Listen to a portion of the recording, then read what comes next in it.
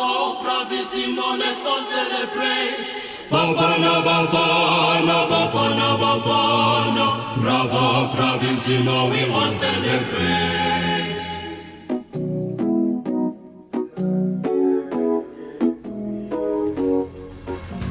Kuyobe kusindwe ngobethole ke namhlanje apho iBafana Bafana izabiqubisana neMorocco. Amathemba phezulu mbukeli kananjalo namaxhala kodwa sithi Bafana the boys sisemva kwenu. Lithilo ke igwitsho libhengeza ukufika kwethu siliqeba lendaba ezinqenqeza phambili Ekhaya. Jikelele Khaya kaloku mbukeli likhaya ngothando imfudumalo kwaye nawe mbukeli lapho uhlele ekhaya unganqinela nami xa ndisithi ilove yahlala apha ngamangesi bathi love lives here. Kuninzi ke mbukeli esikuphathele yona kule yure yesibini esingena kuyo. Ndiqalele kaloku ngendaba eziqhubekayo apha ekhaya naphesheya kwamalwandle. Singalibali kaloku imozulu nezemidlalo. Qiniseka ke mbukeli into yokubana ulijiji qhosha awuqhwanyazi awugunqi awuqushalazi. Njimlo ke unokanyezi kalubisi umadla ngothi mazipha umamshukuma umazondwa ngezinto zakhe. Ndiyamindedwa ke ndihamba naye umamtshali. Mbukeli ke sesiqala ihora lesibili lohlelo Ekhaya Jikelele sesilishaya salivala ke ihora lokuqala lohlelo njengoba phele besiphethe ungwashenge zogeqa amagula ngozuma salanda ke uNtuli kanye nomngomezulu nalapho ke besinkankanya khona indaba ezithinta ukuqoka kaThami Ntuli kwesobundunankulu lapha ya isifundazweni iKwaZulu-Natal. Igama lohlelo Ekhaya Jikelele kanti lami nguNonxolo Mamtshali wakwamwali. Ihlangana limhlophe qwa intokazi yale ondini ngasesishamthetho sesifundazwe sidala. Sibonga kakhulu mbukeli ukuthi uhlanganyele kanye nathi la Ekhaya Jikelele. Ake sibheke ihamba phambili.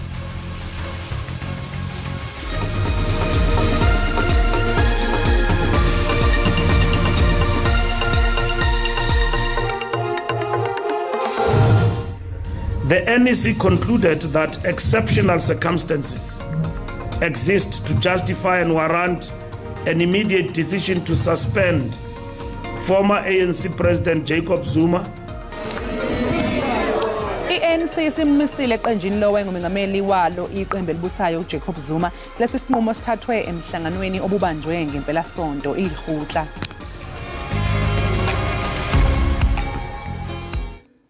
Umongameli we-ANC Cyril Ramaphosa uthi unqunyanyiswa kwesaba ngumongameli uJacob Zuma akunakuba nefuthe kulombutho. Kudliwane undlebe olukhethekileyo ne-SABC, uRamaphosa uthe umgaqo siseko wombutho we-ANC awuvumeli ubulungu obubini kungoko kunyanzelekile ukuba bamnqumamise. Eminye ke imiba ebexoxwe ngayo noRamaphosa ibiquka ipolitiki yangaphakathi yemibutho eyekhaya kwakunye neyehlabathi ingakumbi ubudlelwane belizwe noSirayeli namahlakani ayo. Ngomhla wonyulo lwalonyaka uRamaphosa uqinisekise abemi boMzantsi ukuba isibhengezo siza kwenziwa kungekudala. Kusenjalo ke umhlaziyi wezombusazwe uAsanda Ngwasheng uthi kuzobe kungaqali ngoJacob Zuma ukushiya kuleli qembu leANC. Ujobelela ngokuthi uma esengaphandle kweANC awukho umthelela onesisindo azoba nawo ukukhahlameza kwesekwa kwaleli qembu. uNgwasheng ngembukeli besikhuluma naye kulolu hlelo khona namhlanje ekseni. Befuna ukuqinisekisa into bana bawuthi apho bamsuse khona balandele ngendlela ze-ANC bakwazi umsusa kahle. Uyakukhumbula uba uJacob Zuma sekhe wamiswa ngaphambili ayilo xesha lokuqala eli eba kule situation akuyo. Ngokuyana ipresident yayisengupresident Thabo Mbeki wakhe wabangathi ngumuntu okhutshwayo kwi-ANC and then waphinda wafumana indlela yoba aphinda angene. So ndicinga into bana ke ngoku befuna ukuqinisekisa into bana indlela abazamsusa ngayo izaba indlela ezawuqinisekisa uba uzawusuka angaphinda kwazi ufumana ikroba laba angene ecaleni okanye angene kwindawo bangakhange bayicinge okanye ngendlela bangakhange bayicinge. I-IFP imemezele usihlalo wayo esifundazweni KwaZulu-Natal uThami Ntuli njengozogaqela esobundunankulu okhethweni likazwelonke oluzoba kulonyaka. Lokhu kumenyezelwe ngumholi weqembu uVelenkosi Nhlabisa esithangamini sabe Iindaba eThekwini.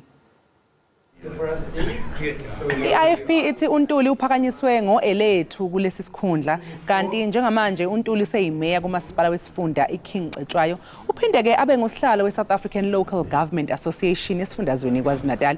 I-IFP ke ithi ulwazi lwakhe kanye nendlela asebenza kahle ngayo yikho ke okuholele kuthena aqokwe.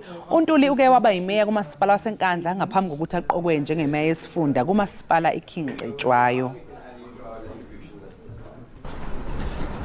Our candidate has been nominated and is unanimously backed by the full National Council of the IFP.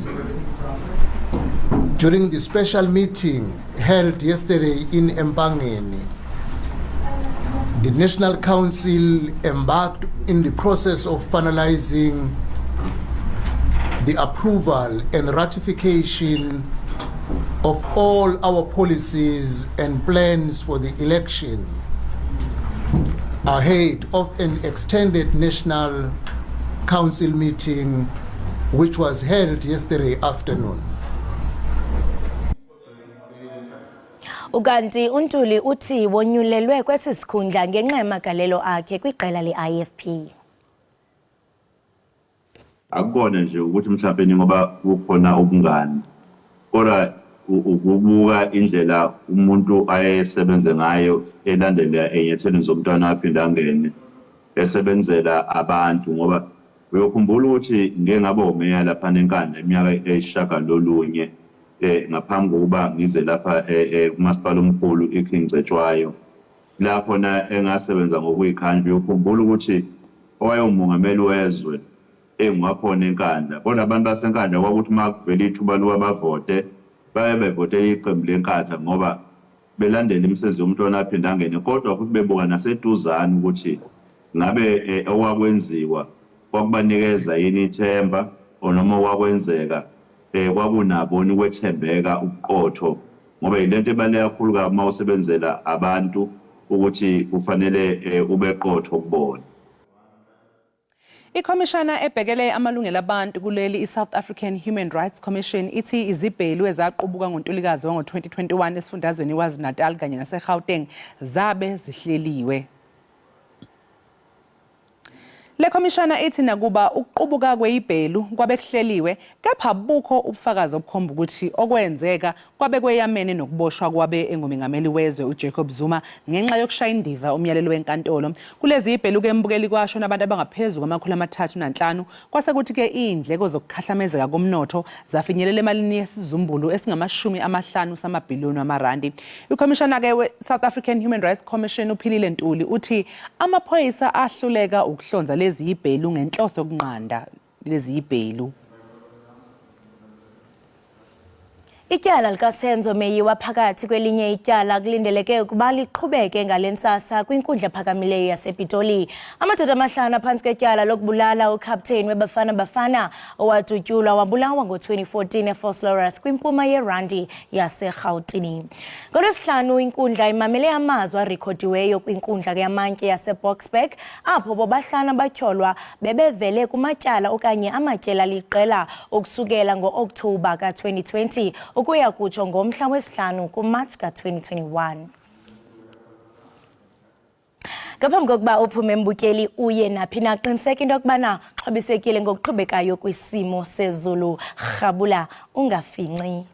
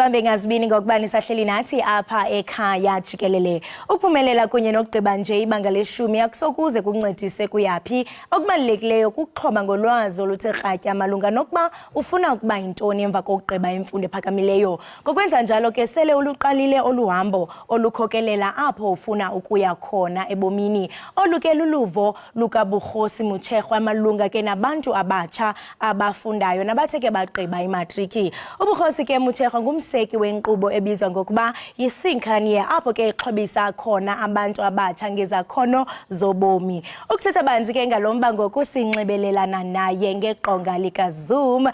Welcome to the show, Bukhosi, unjani? Thank you very much. I'm very well. And yourself? Hayi siyaphila nathi abenkqubeni siyaphila asikhali nganto. Siyaqaphela into yokubana igama elithi Think yindabaniselwana, that is, it's a mixture of a think and also entrepreneur. Ndiyafuna wethu Bukhosi into yobana usicacisele ukuba uthetha ukuthini ngeli gama, and I mean the concept of this name, how did it come about? It actually started when I was in tertiary, where we had to do a portfolio of evidence.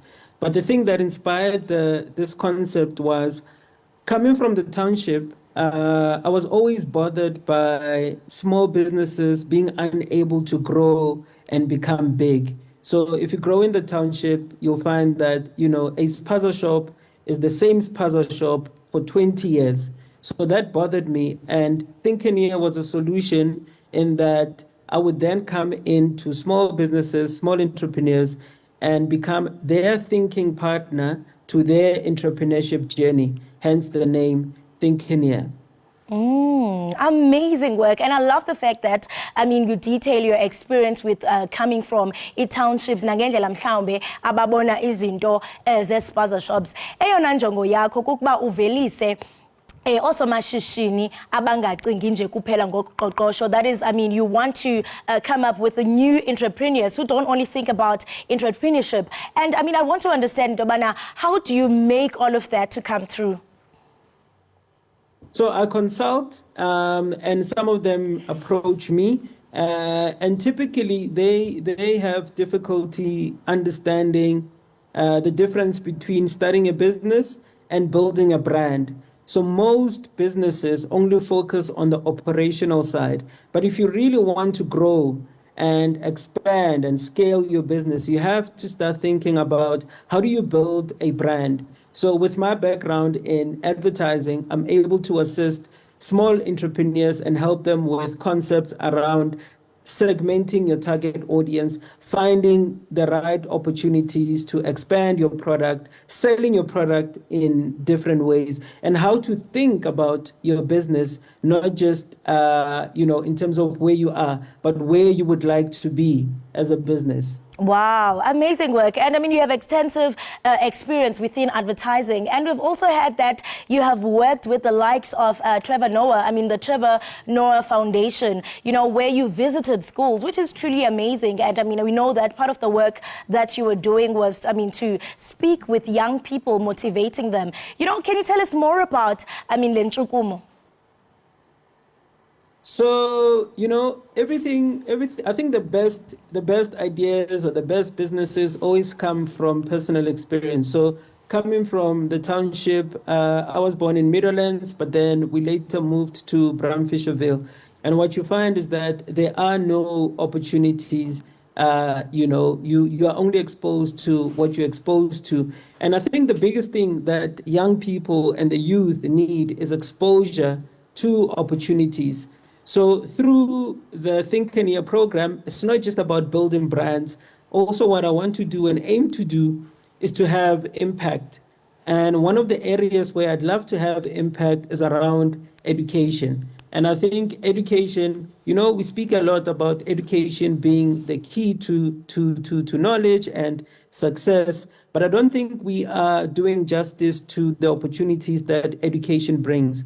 So I've started a program, it's called the Impact Learning Initiative. So what I do is I go to schools and then I inspire students and help by introducing them to career opportunities and just give them a different way of thinking about their careers. And one of the things that we speak about is encouraging young people. So imagine Elena, who's now studying grade 8, being inspired and being shown that actually, instead of your career, you don't have to wait until you finish matric. You don't have to wait until you finish your tertiary qualifications. You can actually start now. And I think that's the biggest mindset gap in the township, where people think that they have to follow steps to reach their careers. So we really encourage young people to start digging in and doing research on the stuff that they are interested in, whether it is in music, it is in radio or on TV. We encourage them and inspire them to do work that gets them closer to their careers and not have to wait. With the Trevor Noah Foundation, we just finalized the meeting where we're going to be working together. In fact, what I love about the Trevor Noah Foundation is that they actually support a school in my neighborhood in Bramfisherville, which is what I'm excited about. So they do amazing work, inspiring kids, doing work that gives young people the tools, that gives them the resources and gives them exposure. And they also work with teachers. So this is a very exciting project. Exciting indeed. That's a very powerful initiative. And I mean, you speak about, young people, especially looking in the townships, that they are deprived of opportunities because of lack of exposure. I mean, the journey to 1,000 miles begins with one step. And I mean, you've also written an article where you were actually defining the difference between small business and startup business. I mean, there seems to be a misinterpretation, of these words, but can you just differentiate between the two? What is the difference? No, absolutely. And I think this is where language plays a key role. There's power in the words that we do. I once heard a quote where somebody said, instead of complaining about the things that you have to do, I have to do this, I have to do, rather take a positive mindset and look at it as a privilege and an opportunity to get to do something. It's like with my son, if I had a negative mindset, I would say, oh, I have to drop him off at school. But when I have a positive mindset, I see it as an opportunity to say, oh, I actually get to take my son to school and we have interesting conversation. So when it comes to small businesses and startup, the same principle applies. When you say something is small, it sounds definitive. It sounds like this is it. So when we say we are running small businesses, it means by virtue of calling it a small businesses, it will forever be a small business, versus using the words startup. The word start means it's the beginning. Therefore, there's opportunity for growth. And that is some of the differences that I speak about in the article, where I unpack what a small business person goes through. What it means is that there will forever be a small business with no prospect of growing. Yeah. The other difference is that small businesses tend to have a survival mindset. You're always looking to survive tomorrow, to survive next week. But when you're a startup, you're looking for opportunities to grow. Yeah. And going linked to this idea of survival mode, when you're a small business, you're only thinking operationally to say, okay, I need to sell this, I need to buy this. But when you're a startup, the mindset is different. You're trying to solve problems. You're thinking bigger and beyond your parameters. What you're doing actually as a startup, you're identifying problems. You say, okay, there's a problem there. What can we do about it? As a business person, you're trying to find business opportunities, which means more often than not, you'll find that you want to do what everyone else is doing. Yeah. Versus as a startup, you identify gaps and opportunities and say, there's a gap here. I would like to fix something that's broken. So it's all about finding the gap. Just shortly, 30 seconds. Abantu bangakufumana phi if they want more of this information? So they can follow me on Think and Hear across all platforms. And I think what the reason, maybe to give them a reason to follow, is that we've just launched an interesting and exciting innovation called the One Human Summit, where unlike other summits and conferences where you have many speakers and many conversations, the One Human Summit focuses on one individual. And the power in that is that, you know, if we do things together, we become stronger. You know, we've just won the World Cup and there was this campaign around stronger together. We are stronger together. But if you look at the history of humankind, it's individuals who usually take us forward, who move us, you know, abroad. There was one man on the moon. Amazing work. And when you say that we are stronger together, definitely, I mean, that's going to be proved tonight as Bafana will be playing against Morocco. Thank you so much for joining us in this powerful conversation. We wish you all the best in your future endeavors. Uqhubeke nokuxhobisa abantu abatsha kube khona impucuko nentuthuko enkosi kakhulu. Right, mbukeli we-Ekhaya Jikelele lo ke besetha naye nguBukhosi Mutshekgwe bethetha nathi ke malunga nenkqubo azimisele ukuphuhlisa ngayo abantu abatsha. Mari siqhubeke mbukeli sibhatala amatyala ungayi kwandawo. Ikhona into esikuphatheleyo yona xa sibuya.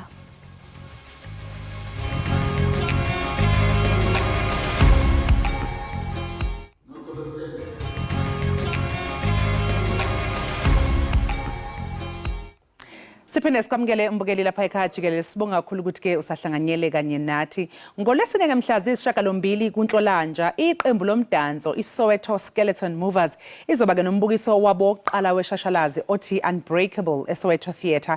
Emva kweminyaka eminingi benza imibukiso emgwaqeni yaseSoweto beyilolonge lokishini ePhiri bevakashela phesheya, kuzobe kungokuqala ngqake ukuthi babukise lapha ekhaya eSoweto. Usixoxela kabanzi ngohlelo lwabo lilandelayo manje sesixhumana ke nomsunguli waleli qembu okuJabulani Nyoni. Sikubingelele Mjiba. Ngikubiza right today. So wakhuluma ngokuthi nisivakashele namhlanje la ekhaya Jikelele. Hawu mangabe ngifunda lapha ngithi ngisakwethula ngiyabona ukuthi nibuya ngisho naphesha kwezilwandle kodwa mhlawumbe ake siqale nje ngokuthi usazise ngokuthi iyini iSoweto Skeleton Movers nokuthi yasungulwa kanjani. Alright, iSoweto Skeleton Movers yaqala 2003. Kodwa okay 2005 ngasikhathi ngiqala ke nomfethu Junior Hlongwane lo hleleli ngapha. Then ke silibe sibhizi kanjalo ke kwazi kwafika uJohn Z from London. Asithola eVilakazi Street vele kula eSpaska khona. Manje baze before banithole ke eVilakazi yini eyaniqhuquza naye umfowenu lo othi enana ahlangana naye nasenenza iqembu yini lento yanisukumisa phansi nathi yazini asiqala iqembu lesipansula.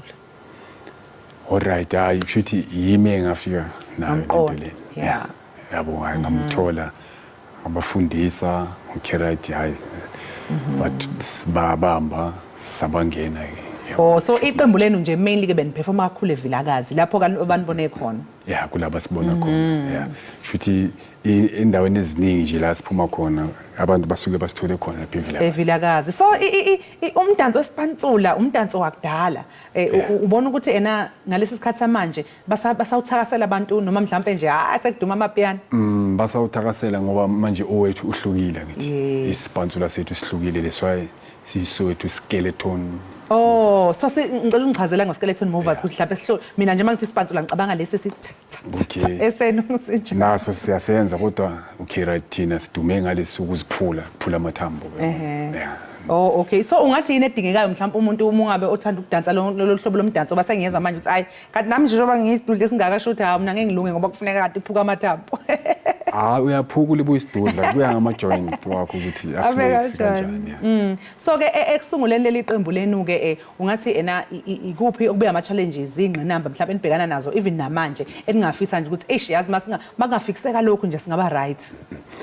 Hayi ama challenges esiwatholayo nje uyikubhamba kwesikhathi yabo masithi siyozama lapha esithula ukuthi abelungu abafikanga namhlanje like ngama COVID-19 ukukhumbula ngaleso sikhathi lesabe bangafiki total sekufanele singene street to street manje yabo nende kwesikhathi masibona amaphoyisa siyastopa ngithi manje akufuneka yabona akufuneka abantu abazoba lapha and leyo nto leyo yanimisa ngoba phela nani nizama ukuzenzela impilo ungahlela mhlawumbe indlela nani niphilisa ngayo ikhona khona nikuzuzayo ngokudansa lapha ya ngoba ngiyazi ukuthi kakhulukazi lapha kovilakazi Soweto kunokuhamba ke abantu abaphuma phesha kwelandle bezobona iSouth Africa bezobona ilokishi kunjalo manje yazi kunokubana amalanga ukuthi manje kuslow yabona abafiki yabo kulapho ke manje sekufanele sicabanga ukuthi masingaya kuphi mhlambe sibo maPitori endaweni ezikude nje so ke ngiyazi ukuthi ngoba naqala ukubukisa uthi ngiqala ukubukisa lapha evilakazi kodwa manje senibheke Soweto theater nayo ke into enkulu ke sesijabulela noma zikhona lezi ingqinamba zokuthi nibe nivinje kufike kube nje yani COVID yafika yenzani njengamanje senise theater into enkulu phela le hayi nathi sijabulile ukuthi sizojive ikasi ngoba sihlala sijive le phesheya yabone egasa sikaba yenzeli izinto so unini umbukiso wenu ke lapha eSoweto theater mhlawumbe ungatshela nje ababukeli nokuthi bathola kanjani noma tickets okungena khona njalo okay umbukiso wethu nge-8 zika February next week Thursday 7:30 Soweto theater amathikithi ayatholakala Pick and Pay Boxer or ku-website yaseSoweto theater siyabonga kakhulu ke Mjiba ngokuthi nizenze sizivakashelela ubahronto uthi nje Jovicho lapha ekhaya bakubona phela Jovicho phansi khona emsodwa hayi sibonga kakhulu ukuthi uzohlanganyela kanye nathi muhle umsebenzi wenzayo ngoba ngiyazi ukuthi uqoqa nanentsha ukuthi ngasabalali kakhulu ke emgwaqeni niqhubeke nje kukhanye konke umbukeli ke manje sothi nje ke qu 8 kodwa mangabe sibuya hayi ke oJabu ke neqembu lakhe bazobe sebeshaya isipantsula bona ke bayibiza ngeSoweto Skeleton Movers ungalingeke ukuphuthela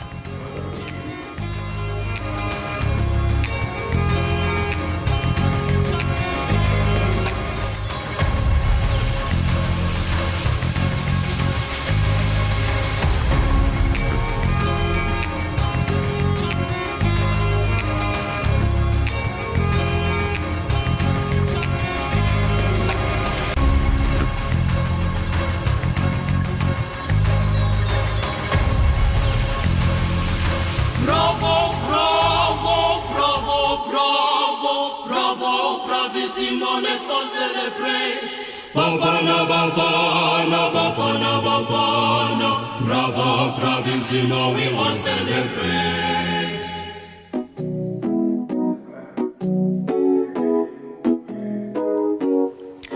Kuyobe kuthi zum zum zum ngokuhlo kwanamhlanje xa siletha iMorocco niqinisekile kwaye I'm sure into bana sibafana bafana sawuphumelela namhlanje bukeli ke ngoku singena kwiyure yokugqibela yenkqubo yanamhlanje busandula ungena ubuphi kunini sikubhuqa kodwa ke mbukeli ungaxhalabi kuba nakule iyure sizakhobisa kumanqaku ebese sibenawo ke lokhu bese satsho mbukeli sathi IFP ibhengeze usihlalo wayo wephondo laKwaZulu Natal njengosiqalela kaloku isikhundla sokuba inkulu baphathiswa kunyulo lukazwe lonke uzabanjwa kulonyaka uzayo sakuphinde ke mbukeli sakuphathele nenqaku elithi umongameli weNC Cyril Ramaphosa uthi ukunqunyanyiswa kwayesakubanga umongameli uJacob Zuma akunakuba nefuthe kulombutho kuninzi ke mbukeli nesikuphathele kona kule iyure qiniseka nje mbukeli into kubana awugqunqi awujiji iqhosha awuqhwanyazi kuba ufuni uve ngabantu kuthiwa hey ekhaya kuthwe kathiwa funeka uzibonele ngawakho ndimlo ke unonkanyezi kalubisi le inkanyezi enomsantsa phakathi kwezinye uyayibona mbosi ndikumadle ngothi maziphuma mshukuma umazondwa ngezinto zakhe ndihamba nogxa wam umamtshali hayi sana sasingena ke ehoreni lethu lokugqibela ke ngoku hayi cha impela uyinkanyezi ngiyakubona uthi shine bright like a diamond ngiyabonga mbukele ke sasingena esigabeni ke sokugcina ngci sohlelo lethu ekhaya jikelele uyazi umfana omncane uyabalisa nkosi yami uthi angithi yabazi phela bakhuluma ingisi kulezi insuku uthi my teacher gave me 2 out of 100 in the composition about my dog so mommy I'm taking my dog to school and ask if the teacher knows my dog more than me uthatha phela uthisha ukulingana u2 out of 100 ngoba phela yimi engibhalayo ukuthi igama lenja yami ubani igijima yenzeni manje mangithola 2 kusho ukuthi uthisha uyazi ukuthi ngihamba manga yena wazi injam more than me ngona yize aze no practical uthi nje uyomconfronta ukuthi do you know my dog more than me teacher mbukele ke igama lohleli ekhaya jikelele kanti lami ngunoxolo umamtshali wakwamwala sibonga kakhulu ngosuhlanganyele kanye nathi kanti ke ake sibheke ehamba phambili kuleli hora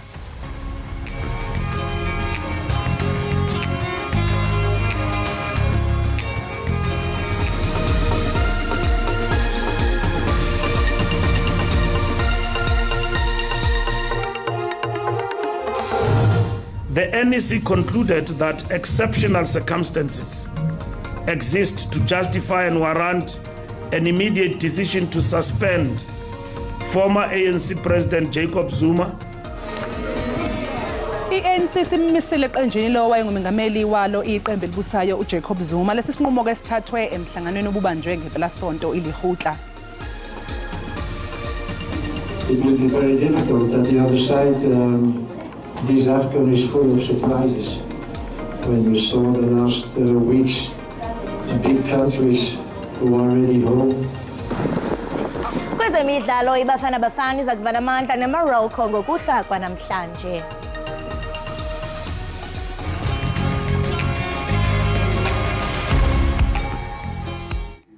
Umongameli we-ANC uCyril Ramaphosa uthi unqunyanyiswa kosakuba ngumongameli uJacob Zuma akunokuba nefuthe kulo mbutho. Kudliwanondlebe olukhethekileyo ne-SABC, uRamaphosa uthe umgaqo siseko we-ANC awukuvumela ubulungu obubini kungoko kunyanzelekile ukuba bamnqumamise. Eminye ke imiba ebexoxwe ngayo noRamaphosa ibiquka ipolitiki engaphakathi yemibutho eyekhaya kwakunye neyehlabathi ngakumbi ubudlelwane belizwe noSirayeli namahlakani ayo. Ngomhla wonyulo lwalo nyaka uRamaphosa uqinisekise abemi boMzantsi Afrika ukuba isibhengezo siza kwenziwa kungekudala. Kusenjalo ke umhlaziyi wezombusazwe uAsanda Ngwasheng uthi iAfrican National Congress inika isikhathi eside esanele ngaphambi kokumisa ke uJacob Zuma ngenhloso yokuqinisekisa ukuthi angeke aphinda ithola intuba yokubuya kuleli qembu. uNgwasheng umbukeli besikhuluma naye kulolu hlelo khona namhlanje kuseni.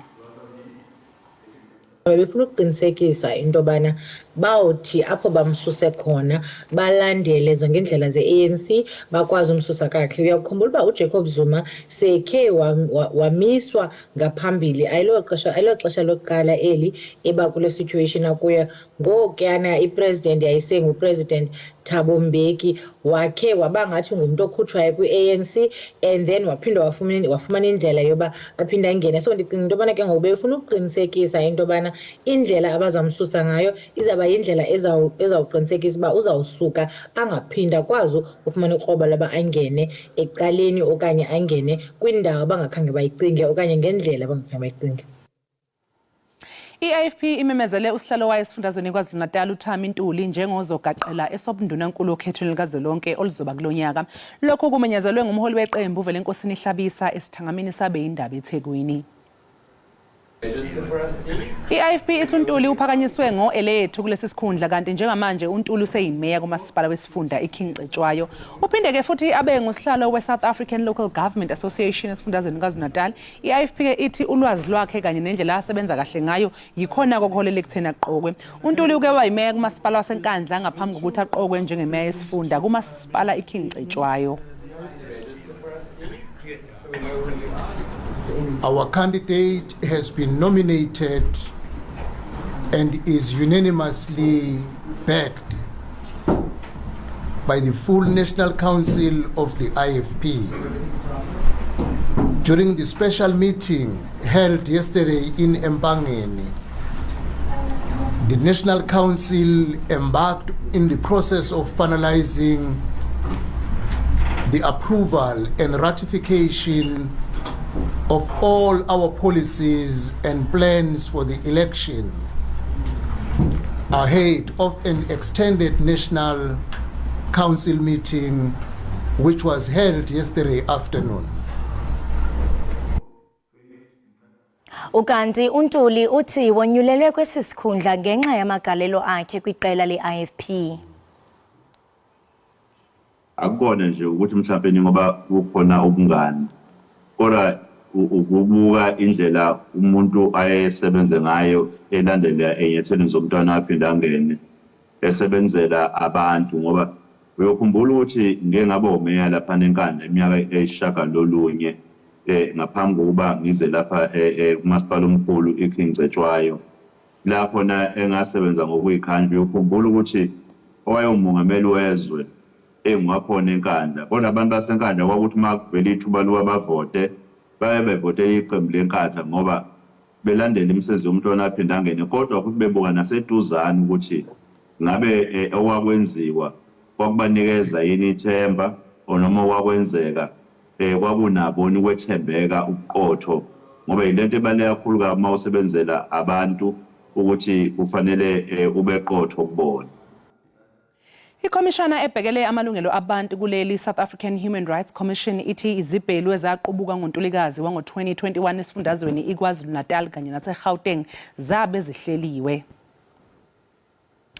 Le khomishana ithi nakuba ukuqubuka kwezibhelu kwabe kuhleliwe kepha bukho ubufakazi obukhomba ukuthi okwenzeka kwabe kweyamene nokuboshwa kwabe umengameli wezwe uJacob Zuma ngenxa yokushaya indiva umyalelo wenkantolo kulezi zibhelu kembukeli kwasho nabantu abangaphezulu kwama350 kwase kuthi ke indleko zokukhahlamezeka komnotho zafinyelela emalini yesizumbulu esingama50 samabhiliyoni amarandi. Ukhomishana ke we South African Human Rights Commission uphilile Ntuli uthi amaphoyisa ahluleka ukunqanda lezi zibhelu. Ityala likaSenzo Meyiwa phakathi kwelinye ityala kulindeleke ukuba liqhubeke ngalentsasa kwinkundla ephakamileyo yasePitoli. Amadoda amahlanu phansi kwetyala lokubulala uCaptain Bafana Bafana owadutyulwa wabulawa ngo-2014 eFosleras kwimpuma yerandi yaseGauteng. NgoLwesihlanu inkundla imamele amazwi arekhodiweyo kwinkundla kamantyi yaseBoksburg apho bobahlanu batyholwa bebevele amatyala liqela ukusukela ngo-Okthobha ka-2020 ukuya kutsho ngomhla wesihlanu kuMatshi ka-2021.